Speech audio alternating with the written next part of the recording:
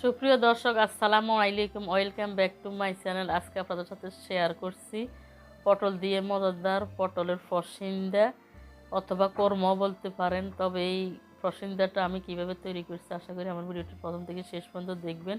এখানে আমি একটি ঝুড়ির মধ্যে 10টি পটল নিয়েছি। দেখতে পাচ্ছি পটলগুলো কতটা পিওর।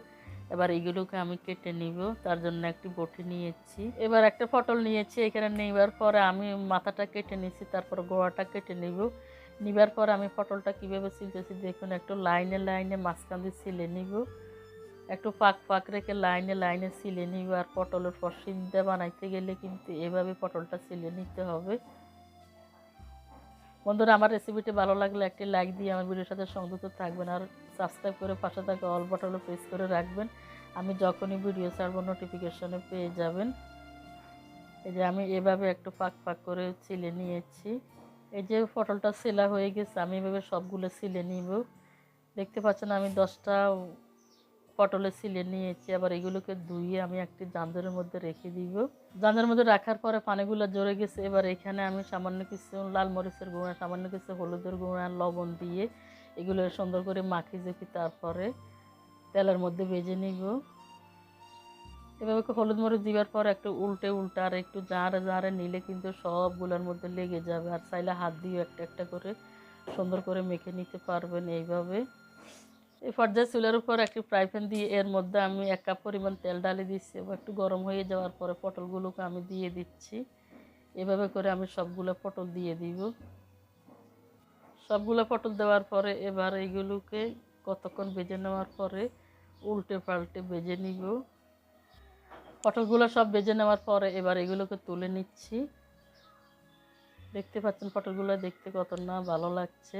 এই পর্যায়ে আমি আগের তেলের মধ্যে আর একটু তেল দিয়েছি। এবার এখানে 2টা তেজপাতাকে এরকম ছিঁড়ে দিয়ে দিচ্ছি। তেজপাতাটা ছিঁড়ে দিলে কিন্তু ঘ্রাণটা তাড়াতাড়ি বের হয়।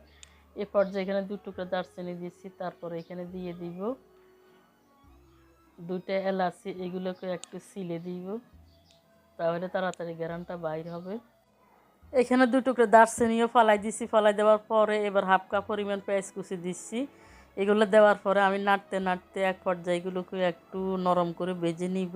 দেখতে পাচ্ছেন একদম গোল্ডেন করে ভেজে নিয়েছি। এ পর্যায়ে এখানে 1/2 চামচ থেকে একটু কমায় জিরা গুঁড়া দিচ্ছি। তারপরে এখানে দিয়ে দিব 1/2 চামচ ধনিয়া গুঁড়া।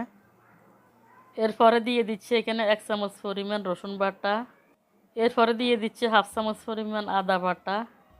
এরপরে দিয়ে দিচ্ছি পরিমাণ মতো কিছু লাল মরিচের গুঁড়া। এবার দিয়ে দিব 1/2 চামচ পরিমাণ হলুদের গুঁড়া। সবগুলো মশলা দিবার পরে হালকা কিছু পানি দিয়ে এগুলোকে জোশ করে নিব। এরপরে দিয়ে দিচ্ছি এখানে স্বাদ মতো লবণ। লবণটা দেওয়ার পর আবার নেড়ে চেড়ে মিশিয়ে নিব। এবার দিয়ে দিচ্ছি এখানে টমেটোর পেস্ট। একটা টমেটোকে আমি ফাটা বেটে নিয়েছি, আপনারা চাইলে ব্লেন্ডারও ব্লেন্ড করে দিতে পারেন। এবার এগুলো দেওয়ার পরে সুন্দর করে নেড়ে চেড়ে মিশিয়ে নিচ্ছি। সবগুলো মশলা দিবার পরে সুন্দর করে আমি কষিয়ে নিয়েছি। এ পর্যায়ে দিয়ে দিচ্ছি এখানে আগে থেকে ভেজে রাখা পটলগুলো দিবার পরে এবার নেড়ে চেড়ে উল্টে পাল্টে সুন্দর করে মিশিয়ে নিব। বন্ধুরা, আমার ভিডিওটি ভালো লাগলে আপনাদের বন্ধু মনে বেশি বেশি শেয়ার করে দেবেন। আসলে পটল তো আমরা রান্না করি অথবা ভাজি করি খাই, একবার আমার মতো এইভাবে রান্না করে খেয়ে দেখবেন। আসলে মনে হয় কোরমা কোরমা। এই মশলাগুলো এবং পটলগুলো খাইতে এতটাই মজা হয়েছে, একবার বাসায় না করে রান্না খেলে বুঝতে পারবেন না। বাসায় রান্না করে খেয়ে আমাকে কমেন্টস করে জানাবেন কেমন হয়েছে। সত্যি অসাধারণ হয়েছে।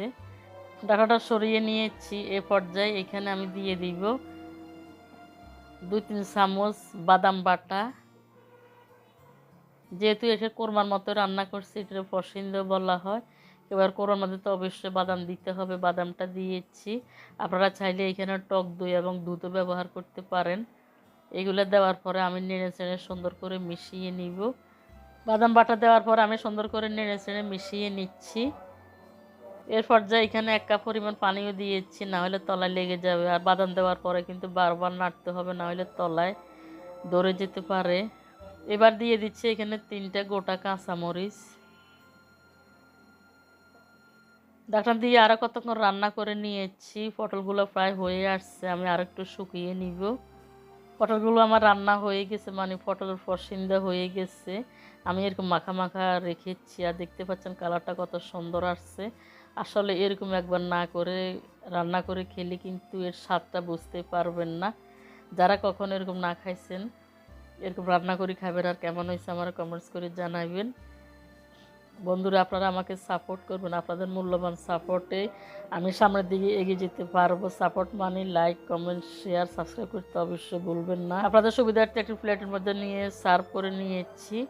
দেখতে পাচ্ছেন কতটা লোভনীয় লাগে। এইগুলো আপনারা গরম ভাতের সাথে খেতে কিন্তু অনেক মজা পাবেন, অথবা পোলাও দিয়েও খাবেন, দারুণ মজা লাগবে। সবাই ভালো থাকবেন, সুস্থ থাকবেন। সবাইকে কোরবানিদের শুভেচ্ছা জানিয়ে আজকের রেসিপি এইখানে শেষ করছি। আল্লাহ হাফেজ।